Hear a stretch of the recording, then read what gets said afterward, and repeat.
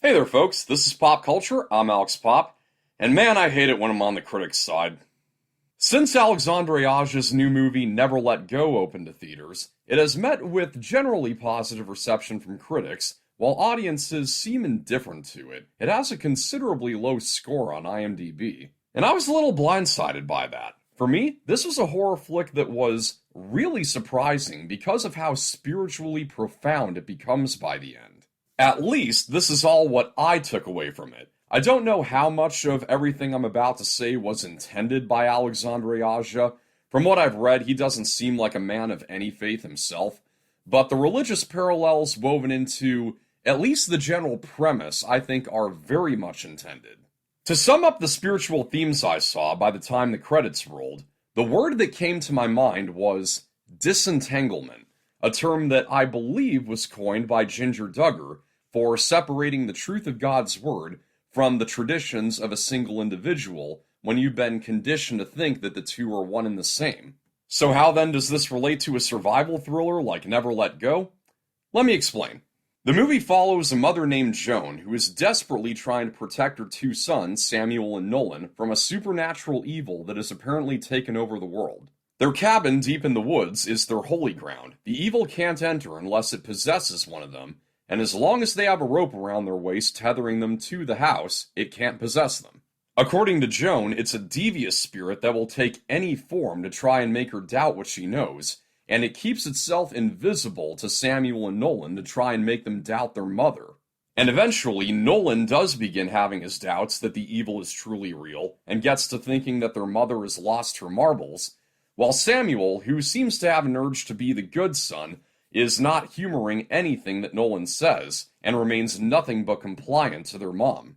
I caught on very quickly that the premise is a metaphor for being raised in a certain faith or belief system and questioning what you've always known to be true as you grow older. The cabin is like a church, and the rope tethering these characters to the cabin is symbolic of holding on to your faith as you roam the world. So it's unmistakable that this supernatural force is the power of Satan. I mean, for crying out loud, it takes the form of a snake in some parts.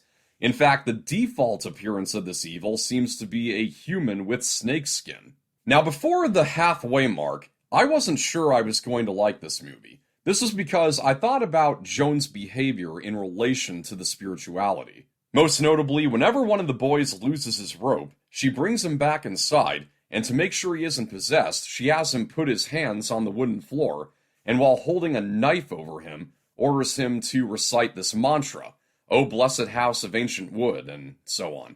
While extreme times may call for some extreme measures, the imagery here does come across very cult-like.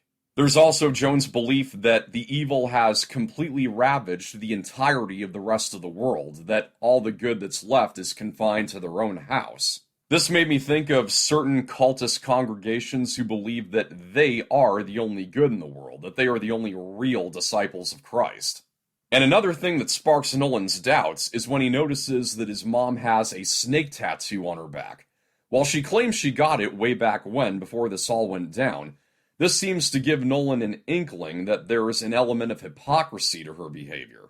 Now, I thought I knew where this would all be going. These boys were eventually going to find out that the world is perfectly fine, that their mother really is lost in her own head with cultist superstition, and this would ultimately be a story about breaking free from the oppressive religion that one is raised in. But here's the beauty of the film. I was only half right. It was when the movie took an unexpected turn midway in that I got the feeling it wouldn't be that black and white. During a cruel winter, the family has gone through their stockpile and had become forced to eat tree bark. Joan knows that this isn't going to last them, so she concludes that the only solution is, stomach turns just saying it, killing and eating the family dog. Insert Ohio joke here. Understandably so, Nolan has reached his breaking point. As Joan takes the dog into the greenhouse to have him put down, before she can bring herself to do it, Nolan slices her rope and locks her in the greenhouse to show her that nothing will happen. That's when the demon appears before Joan in the form of her abusive mother, and the only thing she can do now to protect her sons is pick up a shard of glass and slit her own throat to keep the demon from having her as a host. I have to point out, though, as Samuel rushes inside and cries over his dead mother, Nolan is standing there in complete shock, now having doubts about his doubts, and it's about a full minute before he puts his rope back on. This would be an opportune time for the demon to possess Nolan, but it doesn't. It's just disappeared from the scene. I don't know. After a little while of the boys having to make it on their own, Nolan manages to get as far as the road, which does look pretty dead. He calls out for help, but as he goes back to the cabin, he finds that a hiker who happened to be in the area heard him. Nolan and Samuel are both on the front porch with the man standing at the bottom of the stairs offering to help them. Nolan thinks he's real, while Samuel has the crossbow pointed at him. Now, there's an incredibly simple solution to this that neither of the boys think of. Invite the man inside the house. See? You know the evil can't get in, and it's not like these boys were taught not to welcome in strangers. They've been led to believe that there are no strangers left. So just invite the man inside. If he does it, he's a real person. If he starts making excuses after he's shown an interest in helping you, then you can be doubtful. But rather than doing that, Samuel fires the crossbow, fatally wounding the man. And while he's still convinced that it's an act by the demon, Nolan takes the opportunity to grab the food from the man's backpack. And I think it does make sense that he's not horrified that they just killed someone. Being raised to hunt in that isolated environment with no reason to be taught any kind of social skills towards strangers outside of the family, it's disturbing but realistic that he's unfazed. So even now, Samuel still seems to have a superiority complex over his brother by continuing to follow their mother's standards, so he insists that he's not having any of the man's food. Nevertheless, Samuel is now having doubts of his own, so while Nolan is sleeping, he gets up and starts digging in. This is when a young girl shows up at the cabin looking for her father, and Samuel realizes that she's the girl from the photo inside the hiker's wallet. Noticing that he has her father's flashlight, the girl takes off running in fright, and Samuel chases after her trying to explain, leaving his rope behind and taking the bait. Now, I did figure out right away that this girl was the evil, because the evil is not very good at acting. Its delivery is a little on the stiff side in this scene. I think the girl was intentionally directed that way, but it is a little too much of a dead giveaway. However, this is the point when I knew that I was going to come out really liking this movie. The hiker was a real human being. The girl was the demon. It becomes clear now that not everything the boy's mother said about the world was true, but the evil is indeed real. So Samuel, now infested with the evil, goes back to the cabin and lights it on fire, using a Polaroid camera to take a selfie with the demon's hand on his shoulder. Still inside, Nolan is confronted by the demon, which has now taken the form of his mother, but as he backs down into the crawl space, he faces the thing head on.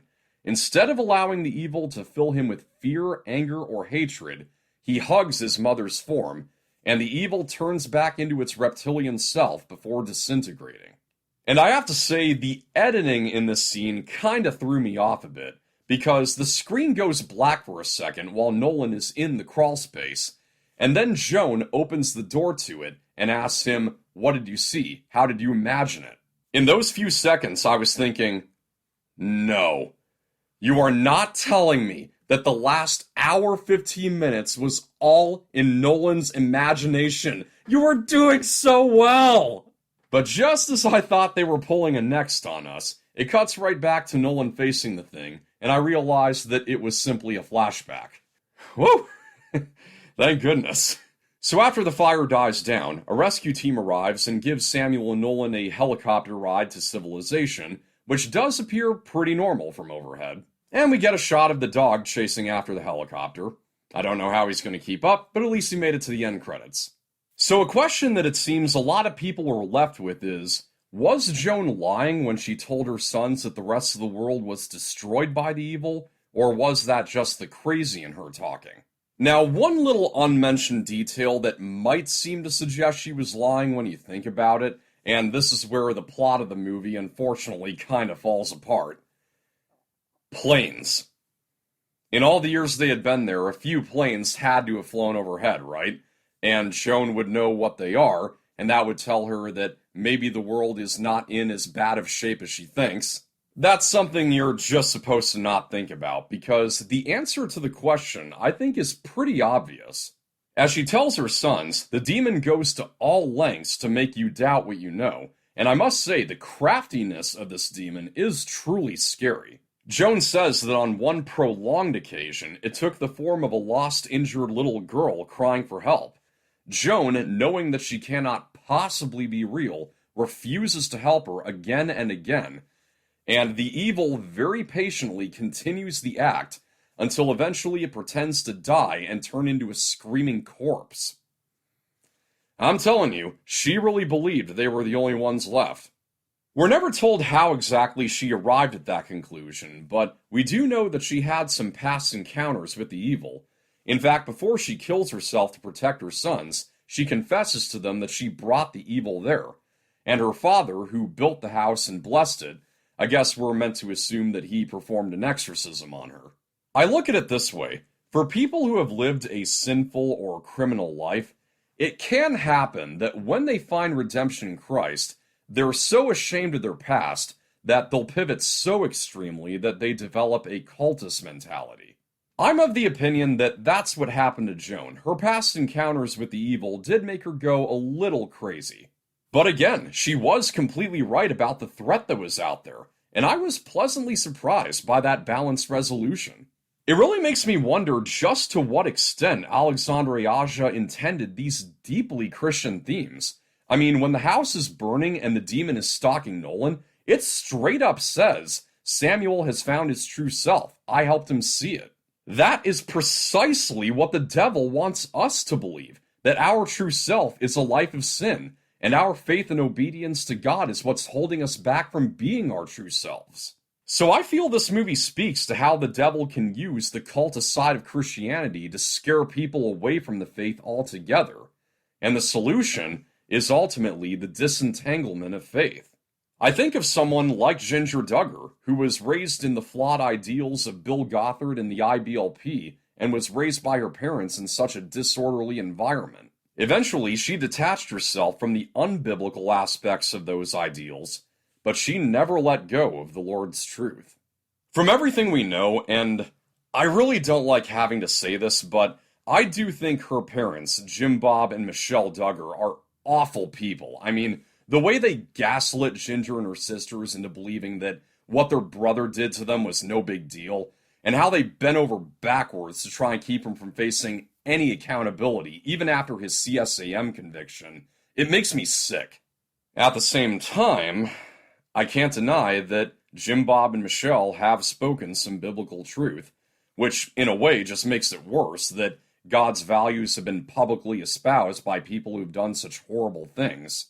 But seeing how Ginger hasn't had the heart to speak up against her parents, I can imagine that in her journey of disentanglement, she's grateful to have grown up in the truth of what Jesus did for us, even if it did get coiled in some unsound doctrine.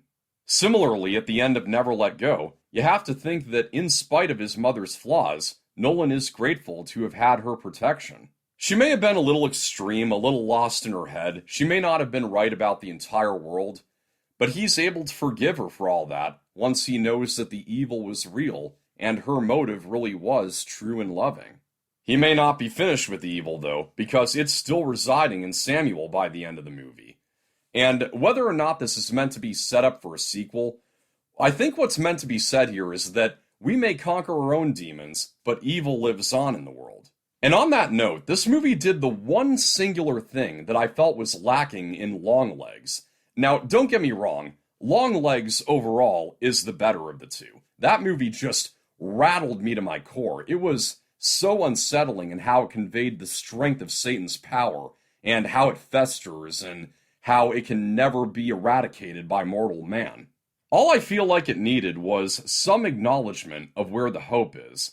Not that I need the ending of my horror movie to be all fairies and unicorns, but I would like to be left with some sense of hope in the midst of all the terror. That's what Never Let Go does. In the face of Satan's power, our source of hope is as Joan says to her sons, we find our strength when we remember what it is that we're holding on to. So what do you think of my take? And do you have any interpretation of your own? I am legit curious. If you're not a person of faith in any way, is there anything you took away from this movie? Whatever it be, let me know in the comments. You know, the second time I saw it, I noticed that one of the producers for the movie was Sean Levi. Which reminds me, I have another video to complete, and it's one where I'm not going to be so kind to him. To my patience with Marvel. That's a wrap. Thank you for watching. I hope you enjoyed this analysis video. Like and share, subscribe for more. This is Pop Culture. I'm Alex Pop.